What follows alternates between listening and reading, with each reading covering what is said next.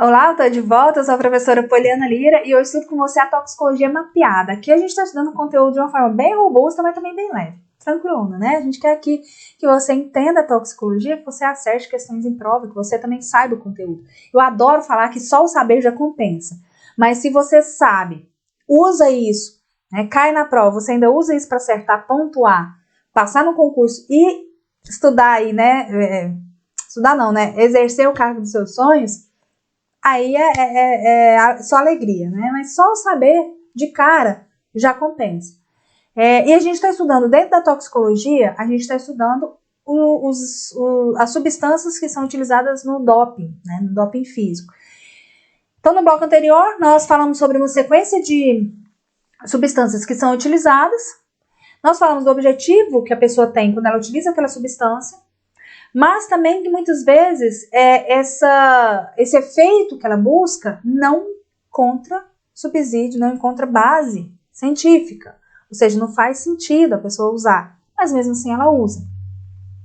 O fato é que a gente tem uma lista de substâncias proibidas, a gente tem uma comissão que faz o monitoramento, que é o controle antidoping, mas as pessoas vivem caindo, sendo cortadas, sendo banidas de esporte, porque fazem uso de substâncias proibidas.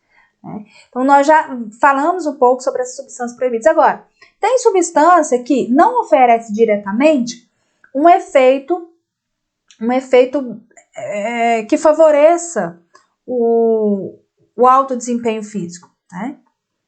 Mas que, de certa forma, influencia também, né? Então, nós temos aí que, com o aumento das restrições, ficou comum o uso de medicamentos não proibidos, mas que diminuem ou retardam a eliminação dos agentes de dopagem. Então, a pessoa tem uma substância que ela faz uso, por quê? Porque não é proibida, só que ela aumenta a concentração de uma substância proibida. Por quê? Porque ela diminui ou retarda a eliminação desse agente. Então, fica muito fácil ser pego pela comissão antidoping, tá? Então, esse contexto aqui foi um contexto criado pelas próprias restrições. Então, nós temos aqui algumas substâncias que são empregadas para aumentar a diurese, diminuir o peso corpóreo, os diuréticos são utilizados para isso, para impedir a retenção de água, ou seja, eu quero eliminar líquido, quero eliminar água, né? Que é muito comum em usuários de esteroides anabólicos, que é o famoso anabolizante. Então, a pessoa usa anabolizante. O que é um sinal do uso de anabolizante? Muita retenção de líquido. Então, de cara, a comissão pode olhar e falar assim, esse cara aí tá muito inchado, muita retenção de líquido, provavelmente ele tá fazendo aí uso de anabolizante. Então, a pessoa, para tentar esquivar, né, dessa questão, ela acaba fazendo uso do diurético, porque ela vai eliminar a água e vai, né, não vai dar, né, descaradamente aí esse sinal de retenção de água, uso de anabolizante. Uma outra justificativa para redução do peso corpóreo, isso acontece muito com lutadores, né? Então, você luta de acordo com uma categoria de peso, e aí essa categoria, normalmente, as pessoas, elas são mais frágeis, você é mais forte, né? O seu objetivo é ganhar aquela luta, é ser forte. Então, se eu competir num peso abaixo do meu peso normal, eu vou ser mais forte, eu vou ter mais chance de ganhar essa luta, né? Então, o que acontece muito, né, nas vésperas aí das lutas, é entre aspas, um emagrecimento extremo. Os atletas perdem muitos quilos. E muitas vezes, por quê? Porque eles passam pelo processo de pesagem antes da luta, né? E muitas vezes essa perda aí não é nem de massa, é perda realmente de líquido, de água, que a pessoa faz através do diurético. Então, ela acaba perdendo muito peso, porque ela perde líquido. Agora, isso é uma coisa muito perigosa, tá? Por quê? Porque quando você perde muito líquido, você pode desidratar, e o nosso organismo, para estar vivo e funcionando, ele precisa de água. Você não ter água suficiente no seu organismo, você vai desequilibrar tudo. Então, é um risco muito grande. E esses atletas normalmente correm esse risco aí, né, para tirar uma vantagem e ser classificado num peso que normalmente é um peso abaixo do peso normal dele. Uma outra questão é o seguinte: a diluição da amostra altera as concentrações urinárias de substâncias proibidas, dificultando a identificação. Então, se eu tenho mais água na urina, né? Então, eu tenho uma queda de concentração da substância proibida. Então, isso eu tenho, como eu disse, eu tenho substâncias que de cara são proibidas e eu tenho substâncias que são proibidas quantitativamente. Dentro de um limite, você até pode fazer uso.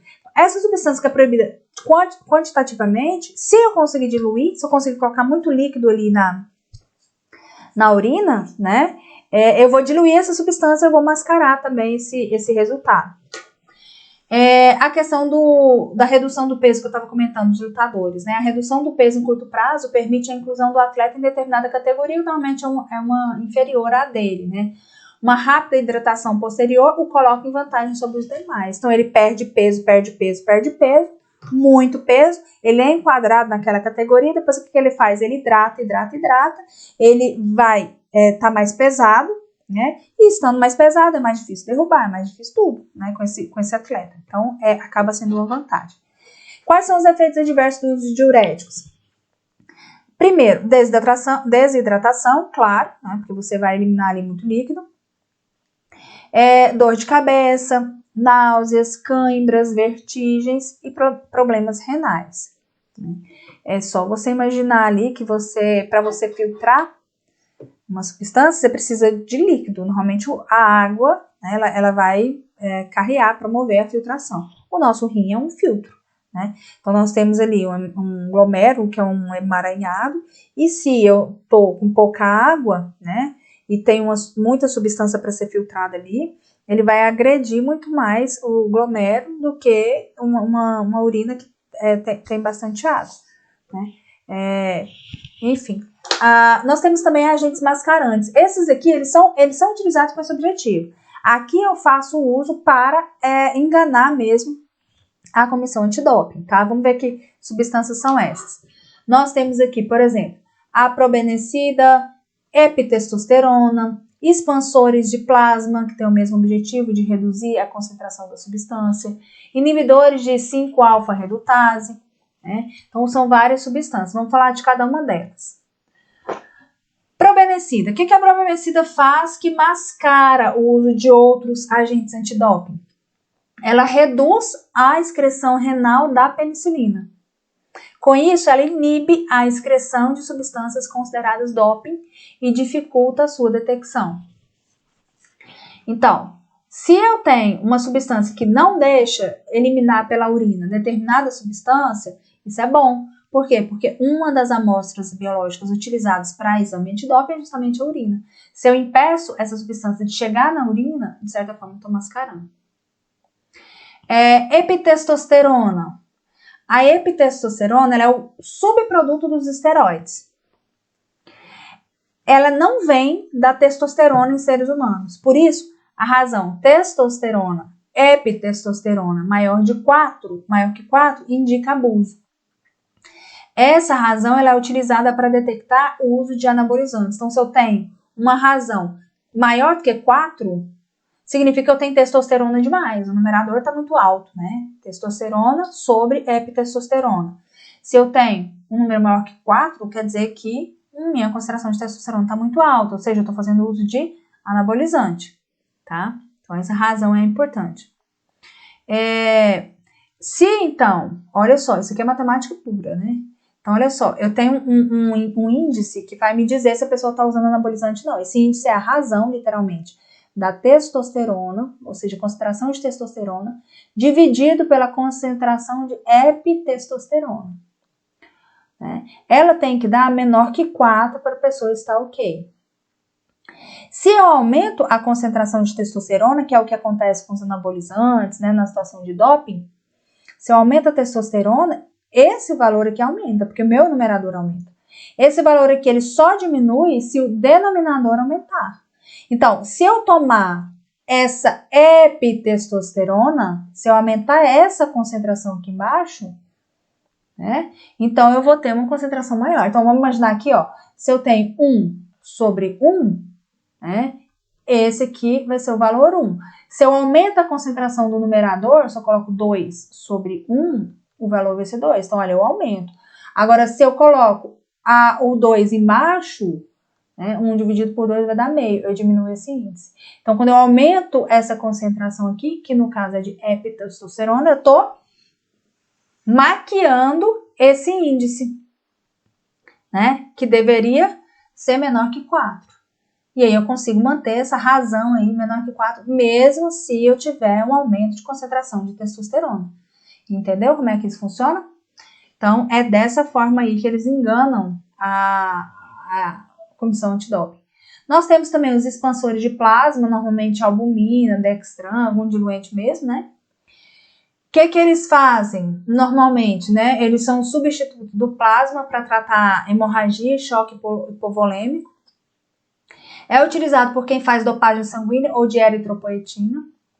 Aumenta o número de eritrócitos, aumentando a oxigenação muscular, né, porque o plasma vai ter ali um pouco. Para burlar o exame do hematócrito, são utilizados como diluidor do sangue, para alterar o resultado. Então, eu tenho algumas substâncias, lembra, que tem efeito na hematopoese, para aumentar as hemácias? Só que essa concentração de hemácias ela é medida por um exame normal, um exame comum de hemograma que a gente está acostumado. Se o hematócrito, né, se esse exame der muito alterado, der uma concentração muito grande, isso indica o uso de alguma substância que está fazendo produzir essas hemácias, né? Então, uma forma de enganar esse exame é colocar mais, é como se fosse diluente, viu, no sangue. Expansor de plasma é aumentar mesmo o volume de plasma. Assim, eu consigo diminuir essa concentração, né, de hemácias, porque eu estou usando um expansor de plasma, não porque a concentração está baixa, a concentração está alta. Estou fazendo uso de uma substância de doping, mas essa questão aí faz com que a concentração, a presença do expansor de plasma faz com que a concentração esteja baixa. E aqui, mais uma substância que é utilizada para mascarar é a famosa finasterida, né, 5-alfa-redutase. O que a finasterida faz? Normalmente, ela é um tratamento para questão da alopécia, né, calvície, e também para hipertrofia prostática. O seu uso complica a detecção de vários esteroides anabólicos, então ele está aqui para confundir os exames, tá? No controle da dopagem, o que restringiu o seu uso no esporte. Então, por que não pode usar a finasterida? Porque ele vai atrapalhar a detecção de substâncias proibidas pelo regulamento do doping. Tá? Então, são agentes mascarantes. Não são tantos assim, então vale a pena aí você, de repente, colocar numa cor diferente na sua tabela, tá? Mas coloca aí no seu resumo. Beleza? Beleza. Aí, nós temos agora, não são agentes mascarantes, são agentes que também são utilizados para melhorar a performance, mas agora não são necessariamente hormônios, nem medicamentos. Eu posso ter até medicamentos simpatomiméticos, mas aqui também eu vou falar da cocaína, eu vou falar de morfina, né, outros narcoanalgésicos, vou falar dos canabinoides, que também muitas vezes são utilizados para melhorar a performance. Vou falar com mais profundidade dos glicocorticoides e algumas substâncias que não são proibidas em todos os esportes, mas em alguns esportes específicos. Então, tem esporte, por exemplo, de tiro, que tem... O que é importante no tiro? É importante que a pessoa tenha uma firmeza, né, muscular e tal, consiga ali manter o alvo. Então, uma substância que ajuda a reduzir o tremor muscular é uma substância que, para o tiro, vai fazer uma diferença na performance, né? Nós temos diferentes substâncias, nós temos arco e flecha, nós temos ginástica, nós temos... E para cada tipo de substância, a gente pode ter cada tipo de esporte, a gente pode ter substâncias específicas, né? Então, a gente vai falar sobre essas questões também. Depois disso, o que a gente vai falar é sobre os métodos de dopagem, sem ser o uso de substâncias e medicamentos, os métodos que também podem ser utilizados, tá bom? Então, a partir de agora, a gente vai tratar das substâncias que podem favorecer de forma direta a melhoria do desempenho físico do atleta. Então, nós temos aqui, primeiro grupo, né, os simpatomiméticos. Simpatomiméticos, eles vão mimetizar ou imitar o efeito do sistema nervoso simpático, né, que é um efeito estimulatório. Esse sistema nervoso, ele aumenta o estado de alerta, ele reduz a fadiga e ele aumenta a questão da competitividade, tá? Então, tudo característica, né, desejável para o bom desempenho do atleta. O que acontece normalmente em doses terapêuticas? Em doses terapêuticas, a gente tem a sensação de maior energia, né, maior capacidade de concentração e etc. Nas doses elevadas, nós vamos ter estimulantes da atividade mental e também que aumenta o fluxo sanguíneo. Quais são os efeitos colaterais dessas substâncias? Taquicardia, anorexia, insônia, ou seja, tudo excesso de estímulo. Perceba aí, irritabilidade, hipotensão, cefaleia, ansiedade, tremor, né? E quais são essas substâncias, né? A gente vai ver ali, inclusive a gente estuda essas substâncias aí dentro da toxicologia social, né? Os principais representantes dos estimulantes sociais são cocaína e anfetamina. Então, um grupo que é considerado estimulante é a anfetamina. É, sem dúvida, de maior uso entre atletas. Foi feito uso abusivo durante as guerras, né, para tentar retardar a fadiga de soldados, de pilotos, fazer eles ficarem mais em alerta, etc. Os agentes simpatomiméticos, mesmo em doses normais, eles têm causado morte em atletas em condições de atividade física máxima. Por quê? Porque eles provocam distúrbio na regulação da temperatura corporal e uma temperatura elevada do meio ambiente vai gerar morte. Então, eu tenho um distúrbio na regulação da temperatura, a pessoa está já em um ambiente com uma temperatura muito elevada, pode levar à morte. Intoxicação letal normalmente acontece por convulsão, né, coma e hemorragia cerebral.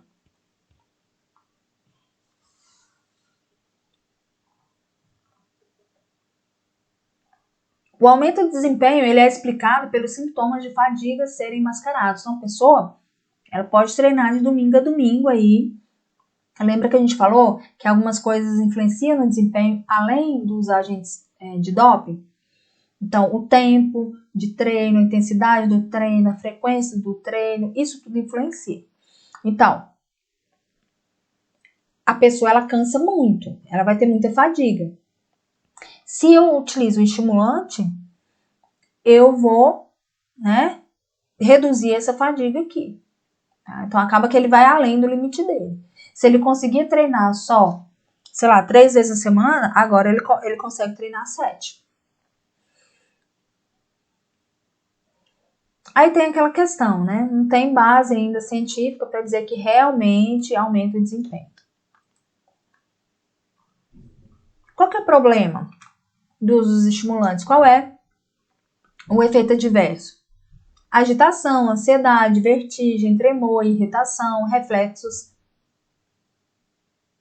hiperativos, aumento da libido, insônia, delírio, paranoia, conduta estereotipada e alucinações. Então, é aquela síndrome simpatomimética, né? Padrão de intoxicação. Muito comum. Por exemplo, num box de emergência.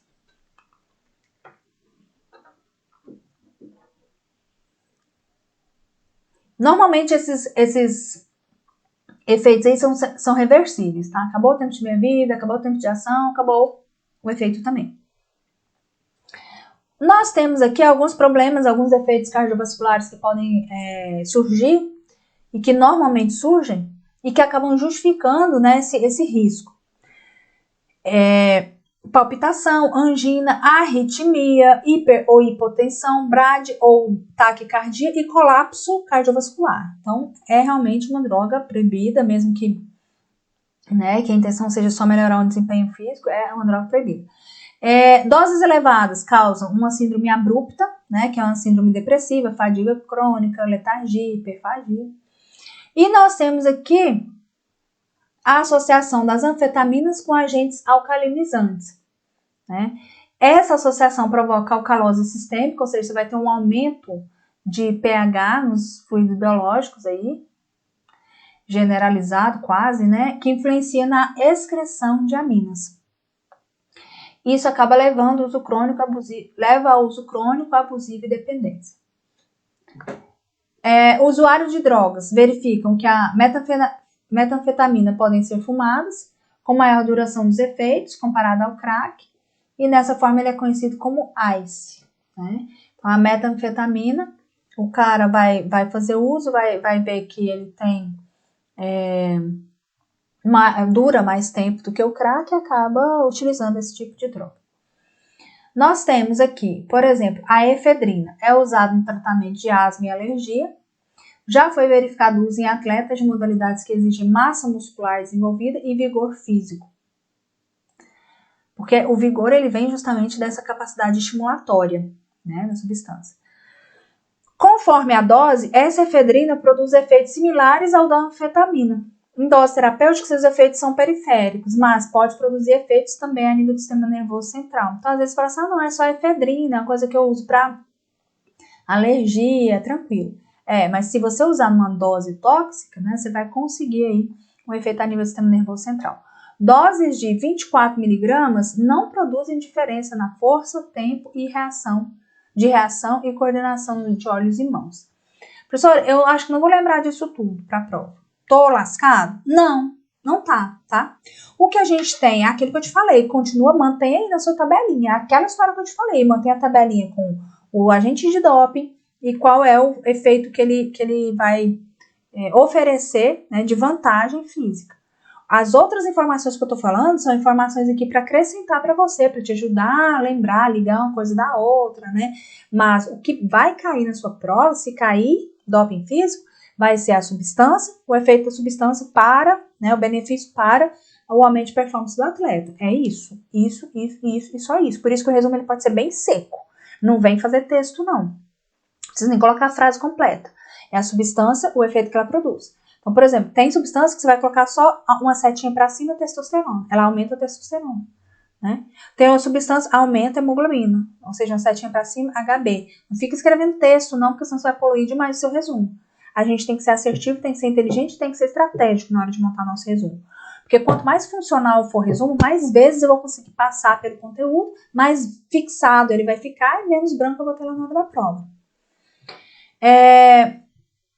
A questão é que a efedrina e a pseudoefedrina são encontrados em medicamentos para gripe, para resfriado, para alergia, né?